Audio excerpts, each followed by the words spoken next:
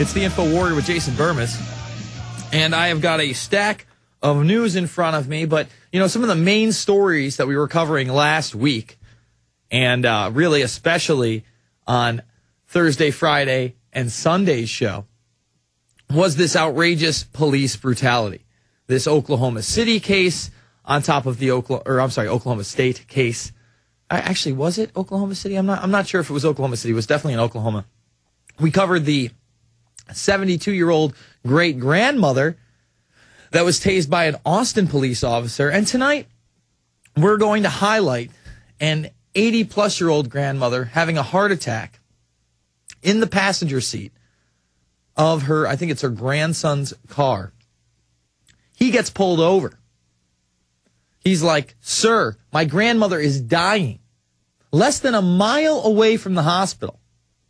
As he writes the ticket, because his lordship doesn't want an escort an old lady to medical attention, you know, he's like, "Oh, you're making it up," or "I don't care. It's not my grandma." Well, she dies. That's right, folks. Pulls him over. Guy's frantic. "Oh, my God, my grandmother's about to die. I need to get her to the hospital." Doesn't matter. Thug Jackboot doesn't care. Thug Jackboot. Killing grandmothers since 2009. And they've been doing this kind of thing for a long time. They just keep getting caught now because everything's on camera.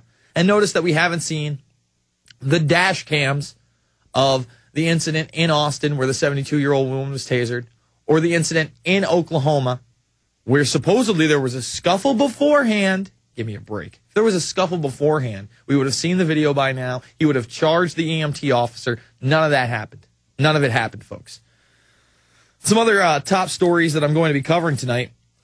Global warming causes 300,000 deaths a year, says former UN chief Kofi Annan. Secretary General, I'm sorry. He was the head of the UN. And the picture they use is just ridiculously comical. These people are basically wading through a flood as if floods never happened before global warming. Come on. Give me a break there. Israel to stage biggest ever war drill. You know, we keep up on the drills here, whether it's abroad or otherwise. And this one's out of CNN.com. Israel started its biggest emergency drill in the nation's history Sunday to prepare civilian soldiers and rescue crews for the possibility of war, the Defense Force said in a statement. The 5-day drill, nicknamed Turning Point 3, comes amid the nation's rising tensions with Iran. So are they gearing up for more war in the Middle East? Are they gearing up for more action there?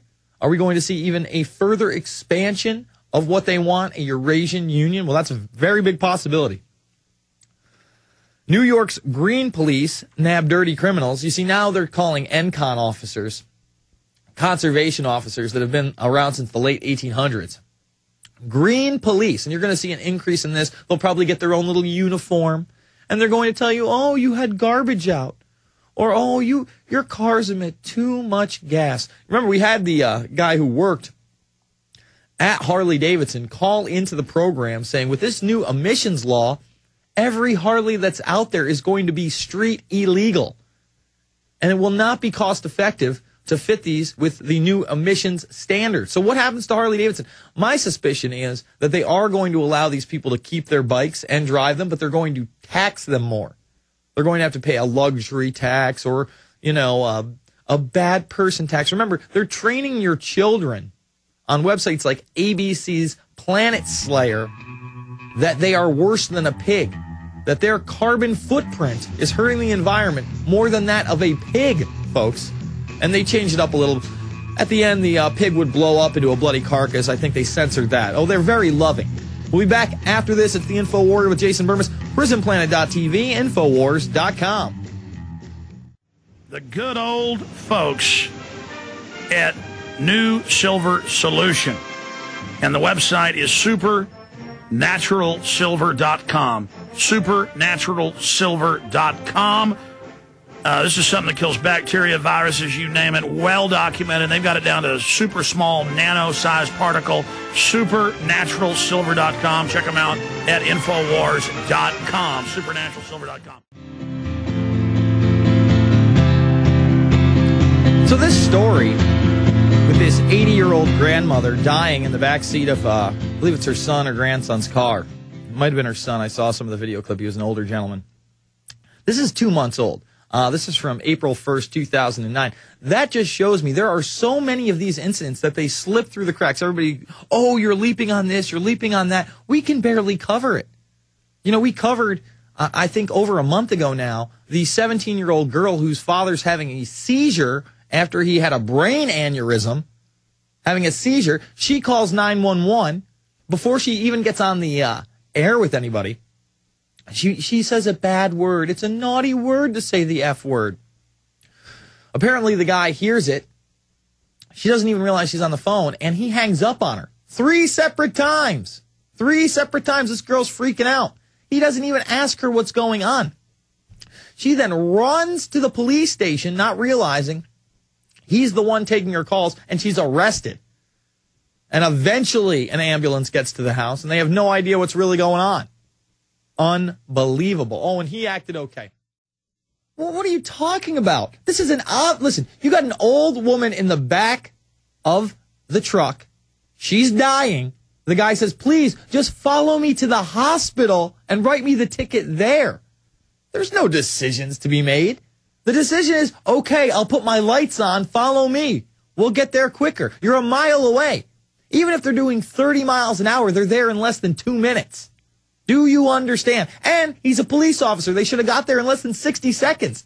If he really has a hard-on for this guy, for, expired tags or whatever, he can give him the ticket there. Give me a break. We are going to play some clips of some wins, some W's. Everybody's saying, oh, you don't offer any solutions. You guys are horror stories. You hype up everything. Listen, out in Albany, for instance, they were trying to make it so you had to register all ammunition. Forget about your firearms, ammunition. Well, the people there said no. They went down to their assembly meeting. They said this is outrageous, and they're protesting it. They are having an effect. On top of that, We Are Change New York, Manny Badillo. We haven't had Manny, I think, as a guest on this program. He's been a guest on my previous shows, and I think he's called into this program. Hopefully we're going to get him for tomorrow night. He'll be up with Luke Radowski, the founder of We Are Change. And wait till you see this clip. I mean, he puts the senator on the spot, and a senator in New York, but she agrees that there may need to be a new investigation into 9/11, kind of a softballer, but she's behind the she's behind the James Zadroga bill, which is for the first responders. I feel like I got marbles in my mouth or something tonight. I'm like, I don't know, lisping, and I'm off tonight. First 15 minutes, bad Bermas. Bad Bermas. All right, let's go to Matt in California. Matt, you're on the air. How you doing, Jason? Good. So there's the article. It's titled "Spy Chips Guiding CIA Drone Strikes." Oh. So what they're doing is they're paying. I mean, the U.S. military is paying guys who are just people off the street in Afghanistan. One guy was given $122 to just drop chips in suspected militant homes. And it says here, he quote, "The money was good, so I started throwing the chips all over. I knew people were dying because of what I was doing, but I needed the money." So these guys are just paying, our military is paying, would-be maybe suspected militants to find other militants with chips, getting paid and throwing the chips all over town. What's this out of? What news agency is reporting this? It's Wired. It was. Wow. Sometimes I look at Huffington Post just to see what's going on with that craziness, and I saw that, and I was actually surprised. Now that's a top story. We need to get that out to Kurt Nemo and Paul Joseph Watson so they can do a story on that. Well, that just shows, why listen, they have to have a reason to be in the Middle East. There have to be insurgents. Remember, now there's a big Taliban and Al-Qaeda resurgence into Afghanistan. They just said they're going to send 17,000 more troops there. So they have to use the weapons that they're making billions and billions of dollars for. What better way to have a proxy device? In other words, the CIA says there's militants everywhere, so they find some low-level, dirtbag that's willing to take these chips and just throw them everywhere and say there's militants everywhere. And that's the CIA's intelligence. See, there's so many militants, this guy can't keep enough chips. Meanwhile, he's throwing them into the homes of families, women, children, people that work probably 2 to 3 times as hard as anybody in this country, at least, physical labor-wise. And that's okay, because they're brown, and they're making us a lot of money, and it's all for a Eurasian Union. So no big deal. This is a disgusting display of what this government, and really just our morality as a people, are capable of. This story should be headlined all across the media. This is out of today, huh? Well, if they don't pick it up tomorrow, if it's not on MSNBC all over the place, if it's not on CNN, if it's not on Fox News, it is a disgrace. And it won't be. We'll be lucky if we get a handful of reporters to even talk about it. Lou Dobbs will probably discuss it. I hope he does so at length. Great caller. Thank you so much, Kevin.